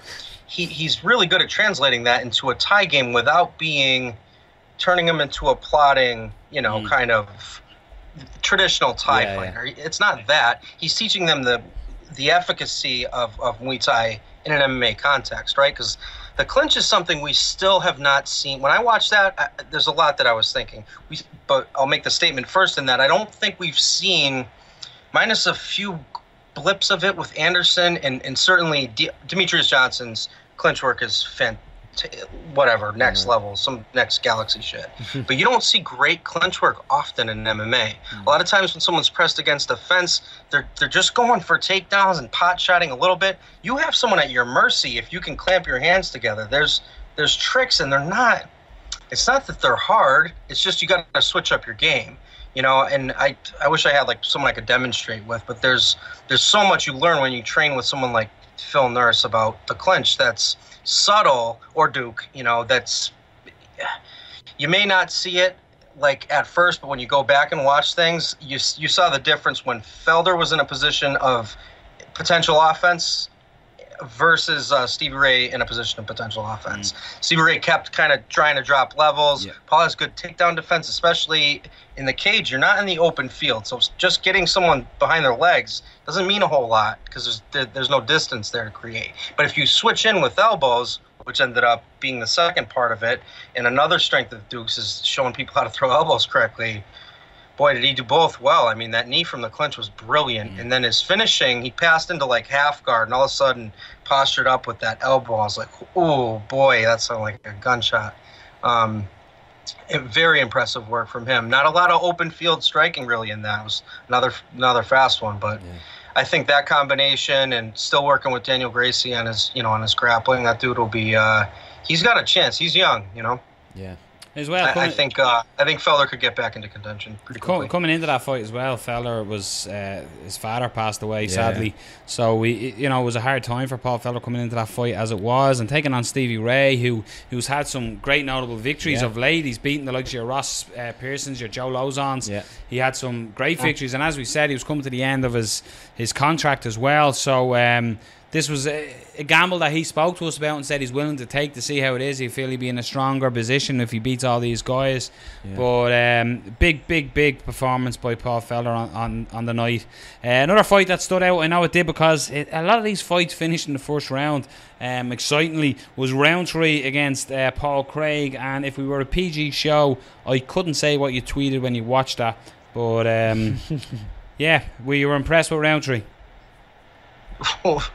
Yeah, but what did I tweet? I don't know. No, you said it to Rob. It was just your reaction. So that I guess that dude, I didn't know this prior to that fight, but I guess he's an Anderson, like a friend of Anderson Silva's, or apparently connected in some way. Did you guys know that? No. I didn't know until you said. Yeah, I didn't until then, right? So he came out with like the yellow trunks and all that. He looked good. We talked about this with Whitaker, and I always talk about Roy Jones. I know, I'll shut the fuck up about it at some point. But the point is, he was doing the same thing. But if you'll notice the difference between hands completely down and draping a lead hand, is like he was standing southpaw, I think, right? Unless it was reversed, because I had to watch a bootlegger. But anyway, he was lead hand probing a ton, you know? So it goes to say, like, that relaxed nature, what people don't understand, and the reason that I preach like hands being loose at distance, at a safe distance, is it conserves a ton of energy. Holding hands up is tough work, and it's gonna for takedown defense especially, your shoulders are gonna be shot, and that's the reason we had a speed bag and blah, blah. I know I've kind of talked about this before, but the way that the way that he finished was a little different than the rest of what he was doing well. That was a little awkward. But what you did see is the guy was trying to. He kept getting popped with that kind of. It's like what I call like a pop jab. So your hand's low, or I don't know, you probably see better from here. But if your hand's draped, you pop up, and usually you would kind of break center line away to then throw it through too. That's the whole point, because you're going to pop their chin up, right? Yeah. Classic boxing jab. But he was doing it from that draped position. But what he ended up noticing was that whenever he was kind of pawing out his right, he was getting that duck down effect, and that's when he landed in the uppercut. It was a symbiotic thing there. So again, I'm seeing this as a trend, and this was my original thing. When it comes to striking, while it's still not, everyone's not as pretty, say, as like Anderson's evasion or Wonder Boy when he fought Hendricks, or like the high Conor against Eddie Alvarez, right? People that are just way in the zone. Like, not everyone's gonna look that pretty, but what I do like seeing is it's not just, are you a black belt in jiu-jitsu? Do you have grappling and boxing? Like, there's variants. I want to see different kinds of strikers too. That's half of the fun. But my point being is that the reads, people are making in-ring reads that you can tell they're making, adjustments. Whether or not it's from the corner, who knows? If it's in the first round, probably not. Well, obviously not, right? So, yeah, good fight. You dropped a tiny bit at the end there. One of the weirdest things to stand out on the night was the Galore Profondo Charlie Ward fight. It reminded me of the Tim Bosch one. I think we spoke about this like a few weeks ago. Tim Bosch, when he just took him by the head and threw him down. Yeah. It was quite similar to that. Yeah, that was very odd, especially the way that, like, how severely it concussed him. Yeah. The fact that it even happened looked kind of goofy, right? It was like he was off balance from something else. Yeah. It was weird. I don't know. I'd have to, like, really kind of watch that with an eagle eye. But I remember when I saw it, even on the replay, which was in full speed, I think, I was just like, what? How did that happen? Like, how did he fall so awkwardly? That's the whole thing. Because he landed, like, straight on the dome piece. His head, yeah. And what I noticed about it, someone had a still, and where Charlie's head landed, basically the black line in the octagon was there, and you could see that it was creased up, almost like, when you're at home, if you stand at a mat and it sort of goes like that, and it sort of folds over itself, you could see the canvas had sort of done that. And for someone I've been in the cage and I've walked on canvases, they are pulled motherfucking tight. Like, there's not much given them to do that, so that'll tell you how much he dug into it, how much he dug into it and moved a little. But it was. Are you saying? Sorry, Noel, to cut you off. Are you saying that pre-throw, like his feet when they were trying to dig in, got like created the rug effect? His face created the rug effect. No, yeah, his head when he hit the ground caused the rug effect. His head did that. Yeah, so that'll tell you the veracity. To speak of the velocity of the fall, okay. A notable standout for us on the night. It's great to see when a former guest gets the call, picks it up, says hello, say, do you want to fight? And he says yeah, and turns up and has contender for fight of the night was Danny Henry against Daniel Timur, in a fight that Timur won the first round. Looked like Henry was wobbled. Yeah, looked like he was in trouble, and then he thought, I'm not going to do the Scottish accent. I was going to go, you can have the first round, but you'll never have my victory. But yeah, Danny Henry pulled out an amazing round 2 and 3. And I was shocked when Timur stayed in there. I thought he was going to get the finish, but big victory for Danny Henry. He was landing some really big shots. Unfortunately, the finish didn't come because he was landing them right at the end of his punches, but you could see Timur's head was just bopping back like this, every single shot in the second and third round. Really good fight, great comeback, and what a way to make your debut. Getting that really short call up and then making your debut like that, it was very impressive. But I thought Timur looked really good in the first as well. I'm sure he'll be back. But that was a decent fight as well. To start the night off, really just going to run through them quickly here, but to start the night off was Leslie Smith. Great performance. He got the victory with standing elbows against Amanda Lemos. It was a great fight, as I said, to start off. Brett Johns, the first Welshman to compete, was he? Something like that. I heard something like that. Did he? Wales representing? No, because Jack Marshman. Jack as well. Marsh. He was on the card. He got the victory over Albert Morales. But yeah, it was a great night. The Neil Seery, we spoke earlier with Johnny Jitzu about Neil Seery hanging the gloves up. Big performance by the Irishman, but unfortunately it just wasn't enough. Danny Roberts landed an absolute Piston to get the KO in the second round against Bobby Nash. I can't really say much about Justin Willis in general because I turned off at that stage. But I was back after that. But a great card, Scotland. It was Calvillo as well. Good performance. I think Joanne Calderwood's got to go 125. 115 is tough making that weight. Stop going to the scale. Yeah. Always. Never good. 115 is, I think, is too far south for her. Yeah. But yeah, the UFC Scotland, it delivered. A lot of people moaned about the card, but it delivered. It gave you everything. It gave you great fights. It gave you knockouts, TKOs. It was a good card. And as we say, as I always say, they may not be the household names, but they're the ones fighting for their lives to get the contract and getting the big show, and they did not disappoint.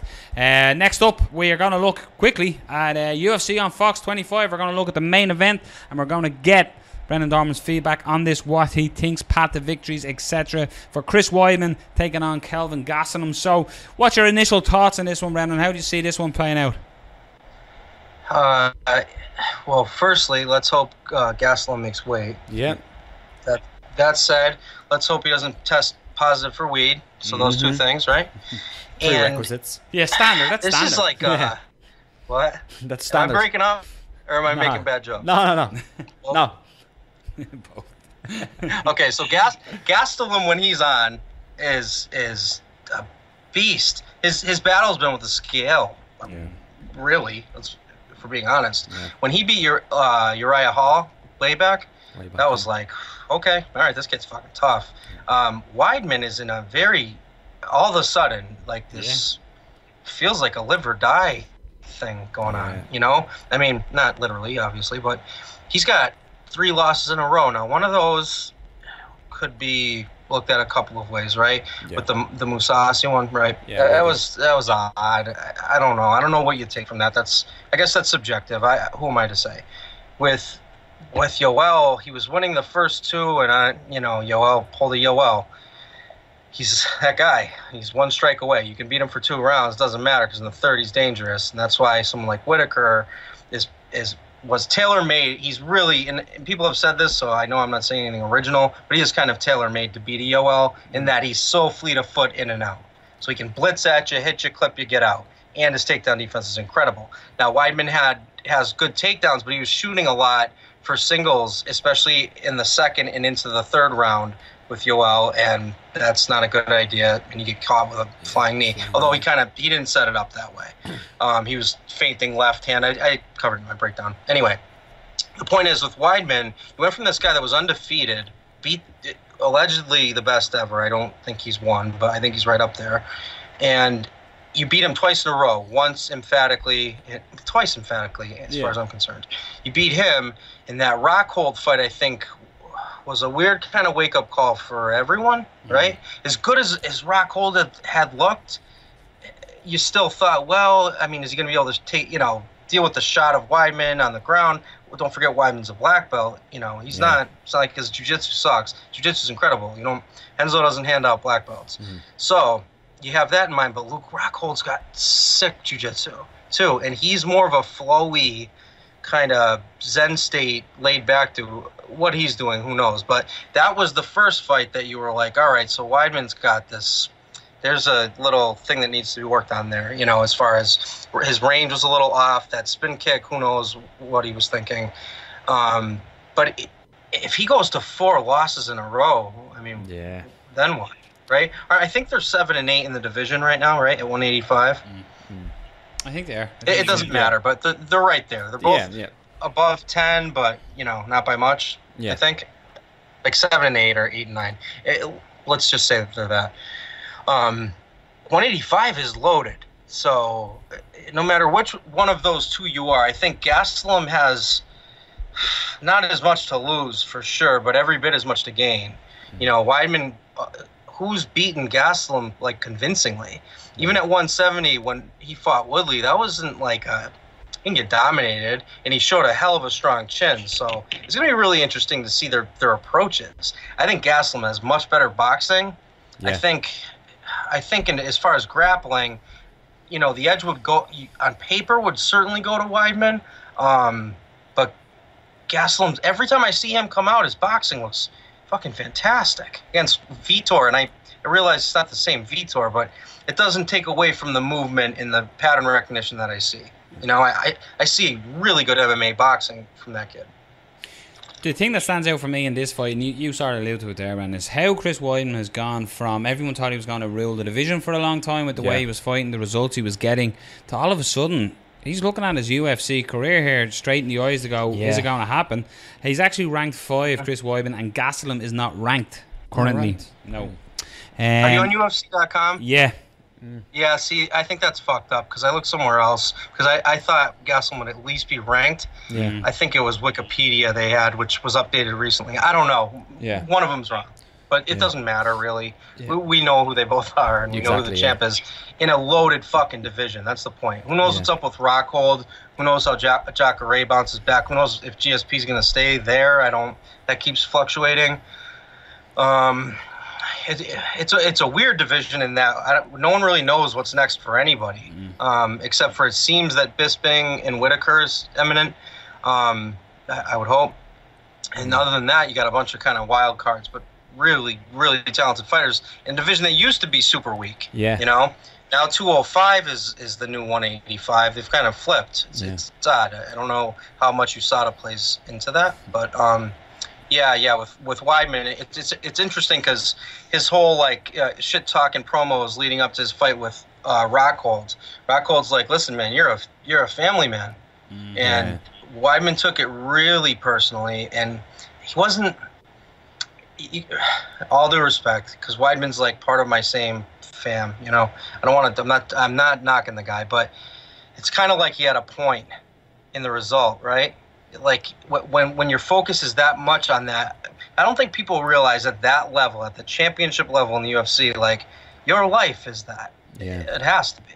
Yeah, you know what I mean? You've got to be selfish in some regards, and if you're not allowed that time or that space or whatever you want to call it, then it might hurt you. I know this isn't all that technical or fun to talk about, but it's a reality. And I know like someone like Robin Black, who I have mixed feelings on, but he was saying right before that, I think it was before that fight, it was right around that time, but before Weidman had lost, he's like, he's just a better human being. He's an example of blah, blah, blah. He was basically saying that he was like what Yoel really is. I remember listening to that and being like, no, he's a hard worker, you know? He's a great athlete, but he's not Yoel. He's not, or Tyrant, or GSP's a good example. Like, these are really fucking athletic guys. I don't know that he's that. I think I don't know. I don't know what needs to change for him, but I think some of it's here, for sure. That for me is the big point in this, is that some of it isn't ahead, but as well, I think Kelvin Gastelum could be a terrible matchup for this part of his career, because Gastelum will have to stop the takedown. He's gritty as well. He's got strong wrestling. He's a big, strong guy, Kelvin Gastelum, and his boxing is, I've noticed with Weidman, you see Weidman getting wobbled a lot more than he used to even 4 or 5 fights ago. Shots are affecting more, and I think Gastelum is the dark horse in this division. I think his striking and his takedown defense, but he can also turn that defense into offense. And I just think he's a strong bulk of a guy. I think this is the right weight class for him, and I just think this could be a bad matchup for Chris Weidman, when Chris Weidman, not that he wants an easy match, but just at this time in his mixed martial arts career, realistically, he drops this fight, you can see the UFC cutting him. Like, it's, you know, very seldom fighters go 4-0 and get kept on. It's a weird one though, isn't it? What perplexes me most is the matchup. Because if you look at the run they're both on, like traditionally in the UFC it doesn't really work anymore because they're under new management and new matchmakers and all that. But looking at Chris Weidman's run, he's coming off those 3 losses, and you look at Kelvin Gastelum's run, he's coming on 3 wins and 3 impressive wins. I know the last one was now a no contest, but you know, it was a win. He beat down Vitor Belfort. So it's not a matchup that the UFC would normally make. So that's what surprised me when I first seen it, because if you look at Chris Weidman, you think maybe they're going to give him someone manageable. Kelvin Gastelum is not a manageable fight. That is a top contenders fight in that division. My point about that is we're looking at this as the former champion. You know, they're not, oh my God, they're matching. Maybe they're building Kelvin Gastelum. maybe they possible. see Kelvin Gastelum as the next thing. So maybe this is their plan. He's just beaten up Vitor Belfort. He's beaten Tim Kennedy in a tough fight. He's beaten former champion Johnny Hendricks. Let's give him another former champion in Chris Weidman. He does that, and we can push him on for the title. Yeah, it wouldn't be surprising, but it's a strange matchup for me. Like it's, you know, MMA is a Chris fickle White, game at the if I was- highest yeah. level. Like Dana White doesn't. If you're dropping 100%, fight, yeah. if you're winning, Dana White's your man. He's high fiving you. He's flying you everywhere in private jets. As soon as you start dropping them, you're out the door. You think though on Weidman's side though, for me, if I was in Weidman's team, I'd be like Kelvin Gastelum, you know, coming off these losses, having that bad loss to him with Saucy, and again it was a weird one, so you can go either way with it. But then he got finished pretty badly by Yoel Romero. He got finished really badly by Luke Rockhold. Yeah. So, you know, it's a really, really tough matchup. I don't get the matchup, you know, on paper, but you know, if Weidman comes out here and he beats Kelvin Gastelum, that's a huge win and he's back on track. But if he loses, as you said, that's a really bad loss.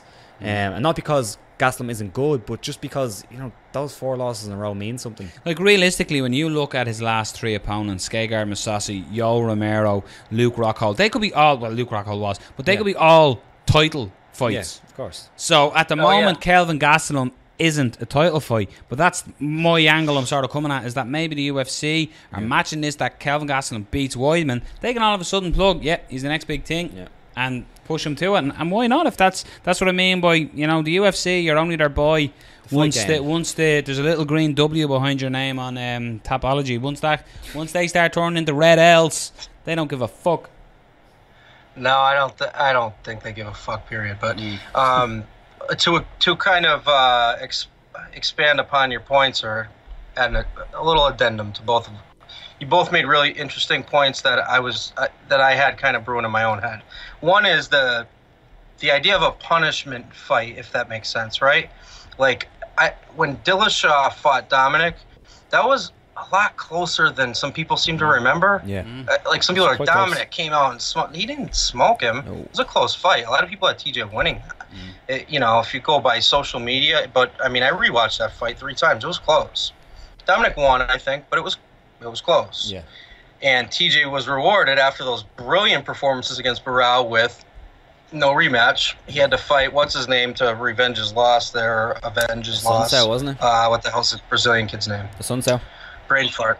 What'd you say? A Sunsao, was it? Yes, pretty Rafael sure. Sunsao. Thank you. Yeah. So he had that fight, which that wasn't the punishment fight, but the one after, right?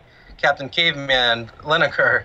I was like, that guy at 135 is fucking terrifying, and TJ put on an absolute masterclass, right? So I think now to give him anything less than a title shot would be ridiculous, but it felt a bit punishment-ish, if that makes sense, right?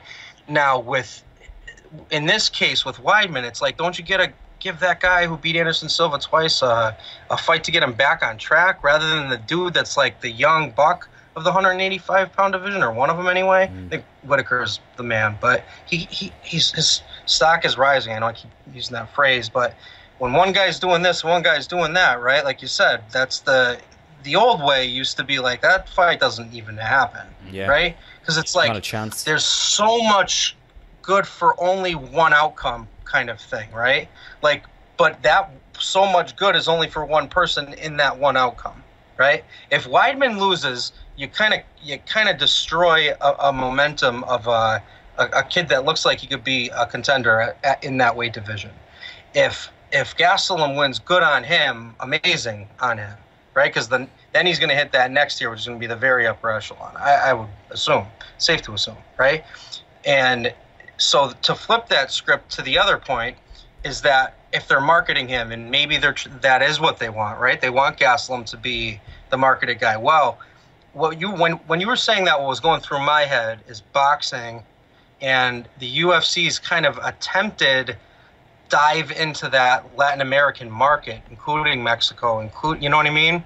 That's a fight culture like very few others, if not like no other, right? Yeah. And Gastelum embraces that, and that's his heritage. So there's that, right? I mean, you'd be remiss not to, if you're thinking about it, to not at least consider that it's possible, because we don't. How many Mexican? You know, you got Yair, but Yair just came off a fucking beat down murder fest against Frankie. So how many guys from Mexico right now are, you know, Cain Velasquez, but you know, he's the eye, weird. if you will. Yeah. So, anyway. Before we finish up, just a quick question on that. In regards to that, sometimes there's talk, and Luke Thomas, a guy who I listen to quite a bit, was talking about it in regards to this fight, was like matchups, favourable matchups for fights, so like gimmies, and like giving somebody a can, not even a can, but giving them a winnable fight. One thing I think that MMA has done well over the years, and I think we all appreciate what they've done, is, especially the UFC, they've always put on the fights that people want to see for the most part, and they never really put on throwaway fights. They put contenders against contenders. But is there something to be said for favourable matchups for certain guys? Would we like to see more matchups made to actually help guys like Chris Weidman maybe get a win here? If you have rooting interest, yes, of course, right? And even I'm pretty disciplined. I mean, if I'm on Twitter and I'm fired up, I might say some crazy shit. But for the most part, if you catch me in the afternoon talking about a fight or Monday morning, I'm not even like the same person, because it's like I've gotten that out, because I have that fighter's mentality. So I'm amped up with adrenaline. Probably saying shit I don't mean. The point is, if you have rooting interest, which sometimes I do, and you wouldn't even know it by the way that I'm calling things. I seem to be rooting for a certain thing to happen, but I'm actually rooting for the opposite to happen. Like I'm playing reverse psychology with myself. The point is, if you're rooting, then yes, you want favorable matchups for your guy. I don't apologize about these people behind me that I have their. It's not on accident that I have their shirts on, but they're my friends. For one, so I root for Nicky Holtzkin when he fights. I rooted for GSP when he fights. Hopefully when he fights again, I'll root for him again. I don't make a secret about that, but at the same time, I'll be objective. So if GSP comes back and they give him Anderson Silva, I'm going to be like, no one gives a fuck. You should have done that 10 years ago. Yeah. I don't like the fight. And I remember one of the guys, I don't want to make it an issue, because I made too much of an issue kind of already about it, but someone had suggested that Nick Diaz GSP's the fight, and I think that's absurd. I don't like that fight either, right? So when we're talking about favorable matchups, are we talking about, it depends what we're talking about. Are we just selling tickets? Is it Randy Couture or Tony or Diaz GSP 2? Yeah, people will tune in, but like the purists, I don't know how you guys feel about that fight, but it doesn't do shit for me. GSP destroyed him last time. 5 rounds of destruction, but it doesn't matter. It was emphatic. So I can look at that both ways. I can play devil's advocate and go, well, yeah, I mean, that's great. Or I don't even know, because it depends on the fight. As far as what's favorable, it depends who you ask. Maybe to rephrase it, like a tune-up fight. A tune-up fight, like Chris Weidman. Okay. Like if you look at maybe, now it's a bit of a weird one because he's coming off some bad losses, but looking after the Luke Rockhold fight, putting him straight in there with Yoel Romero, an absolute killer. Yeah. When you're trying to get Chris Weidman, who at this point maybe you can say he's damaged goods, I don't know, but when he came off that one loss to Luke Rockhold, former champion, and putting him in there with Yoel Romero, an absolute killer, would have not made more business sense to say, okay, like let's pull him back a little bit, and we'll offer him someone slightly a little bit less down the ladder, and then maybe if he wins that, we'll give him Yoel Romero. It's I don't know. I don't know the answer. It's just boxing do it quite a bit, and I know in MMA they don't, and that's a good thing sometimes, and maybe it's a bad thing. In a way, the long and short of it is pad the record, give him an easy fight, get him a victory, get his morale high, get him confident again. In a way, I don't like it. I never have, and I honestly think fighters don't like it. I think a fighter wants to fight the best guy available for him to fight. They want to test themselves against the best. The question is valid. It does happen in other sports. The likes of boxing do it, but I honestly think a true athlete and a true fighter will want to take the toughest fight and the next fight to get them back. Like I can guarantee you, Weidman's looking at that going, if I take out this young guy, I'm back in the market here. And I'm not saying he's delusional, but many fighters are delusional because they have to go in there and say, I'm going to definitely beat this guy. If you go in saying, I'm not sure, you're not going to win the fight, or at least you're going to have trouble. I've never once heard a fighter go, this is the worst camp I've ever had. Yeah, exactly. I've got hurt so many times, and the weight cut is going terrible. They've all had the best weight cuts, best training camps, and they're 100% injury free. Great, fantastic weight cuts. Yeah, he does. He's moving to super heavyweight, Johnny Hendricks. He might miss weight. Yeah, he's missed weight. Him versus Lesnar, UFC 215. But yeah, this goes down. This is Fox 25. Your main event is Weidman Gastelum. There's plenty of other great fights on the card as well. Rivera Maeda is a that's great awesome fight for me. But yeah, we'll get it. One more thing on the favorable matchups thing. Yeah, go. And I know what you're saying, so now I just want to rephrase because I know you're saying something a little different. As far as like, there's two ways, right? There's the this is a crowd pleaser fight that we made that may not make sense rankings wise, but we know the fans will love it. Yeah. I get that. Okay, that's something different. You're saying when someone's on maybe a downward spiral or somehow, some way things aren't in their favor as of late, to give them maybe not a savage fucking killer like Gastelum next, or that run of he rockhold Yoel Gegard. And now this. It's like, Jesus Christ. I mean, you couldn't stack the odds more against him. But at the same time, you have people like someone that likes to watch my videos and pretend they don't, saying that Gaethje will knock Khabib out inside of one and blah, blah, blah, and let's make that fight. And that same person, we're not going to name him, you don't have to even have an opinion. But they're just saying a lot of company things. Like, I bet these things are going to kind of happen. They become talking points. And when we talk about new direction with the company, that's part of it. Whether or not it's making unfavorable matchups or getting really behind a certain person and pulling another back, right? Because Khabib misses weight, and it's the end of the fucking world. He gets hit once by Michael Johnson. Watch it 100 times. He was hit once clean. I will say it till the day I fucking die. And he got hit and then recovered in 1 second. And then he destroyed him for 3 rounds and submitted him, right? The talking point was he was exposed. Shut the fuck up. No, he was not. Gaethje gets fucking chicken legged 48 times, and he's fighter of the year. The next world beater, he's Conor McGregor part 2. Get the fuck out of here. Like, can we be objective, please? It's ridiculous. So that's where I try not to go. You know what I mean? Like, I'll watch the fight, have an assessment and an opinion. I'll get a little animated like I am now, and then I'll chill the fuck out, and then I'll be honest about it. It doesn't matter if I like someone or I don't know half of them. I know them through social media at best, Another one that's got screwed by the pooch lately was Amanda Nunes. Dana White has thrown her under the bus, drove over her, stuck it in reverse, and drove over her again. And like, if she wasn't cleared for what they tested, but she's saying this. I honestly think if a fighter's not ready to go and they're saying they're sick and they can't fight, there's legitimacy there. You put it to the worst possible scenario. Can you imagine the worst possible scenario when they find out that earlier on that day the fighter was saying, I can't fight, I'm not well? That's how you have to look at this. Nobody knows their body more than the person that's the body. So I fully believe that if Amanda Nunes was saying, I cannot fight, I will fight you another time, that 100% Amanda Nunes couldn't fight. Yeah. And it's the same when you were saying with Khabib. Like, if you look, this card, this weekend, fighters didn't make weight. Other fighters don't make weight, and like when Johnny Hendricks, we even pointed at it there jokingly. When Johnny Hendricks doesn't make weight, it's plastered all over the internet. He's photoshopped into KFC pictures and he's eating Big Macs and all this happens. Other fighters miss weight and there's not a whisper about it.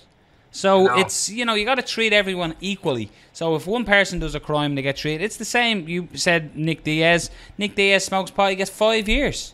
It's insane. Yeah. Kevin Gastelum was popped for smoking weed. He's fighting this weekend. So where is the, I know one is a commission doing it and the other is Dana. But it's the crime nonetheless, right? Yeah. It's the punishment in the crime. This isn't the California Penal Code of 3 strikes, whatever. There's none of that shit. It's subjective, and you can't be subjective in a court-like environment where you're making decisions on someone's livelihood. Yeah, these guys are prize fighters. That's how they make a living. Yeah, it's bullshit. I don't like it, especially for pot. Jesus Christ. Who gives a shit? Does anyone? My parents don't give a shit. Yeah, no, it's insane. No one cares. No one cares about pot anymore. It's dead. Yeah. A couple of things on the Dana White one that annoyed me was, do you remember a couple of months ago when Sage Norco had the yoke, and he was like, if you're sick, don't fight. Yeah. Don't fight. And now it's different. With a good fucking call. Yeah, I forgot about that. Yeah, exactly. And also, complete misdirection by well, I'm not throwing Dana White under the bus, but complete misdirection when he said, oh, she went to the doctors and they said she was fine. How many times have you gone to the doctors with like a flu and they're like, yeah, you probably have a flu and you're in bits, like you're absolutely in bits, you're like, I'll take some medicine. AIDS.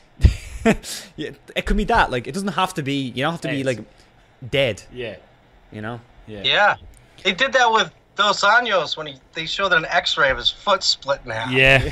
Remember that? Yeah, They yeah. played that shit off like he was fine. some pussy. It was like, what are he's you? fine. What the? Guy's foot is smashed in half. Dana, you break your foot in half and just walk. Yeah. Let alone fight Conor on the biggest stage ever. There was a fight here in Dublin 2 weeks ago, Bam at 30, and it was a great fight. It was the main event, but during the main event, after about 3 minutes of the first round, there was an illegal kick. Alan Philpott teeped Shea Walsh as he was just standing up, so he was a ground opponent. But in the interim, as the referee stopped it and called the doctor in, it was discovered that Shea Walsh had a broken jaw. So the whole thing was, did it happen at the teep or did it happen beforehand? But when it got to the stage of the referee has spotted it, the doctor spotted it, people were commenting saying he was looking for an easy way out.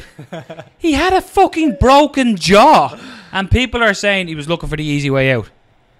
What? Yeah. But there you go. Yeah, break your jaw sometime. You can't see it because the hair here and this camera's not good enough, but I have a scar from here to here. I broke my jaw when I was a kid, so you have no idea how bad that hurts. Yeah. No idea. That's not a way out. Yeah, maybe a way out because you're fucking delusional because your jaw is hanging on. Yeah.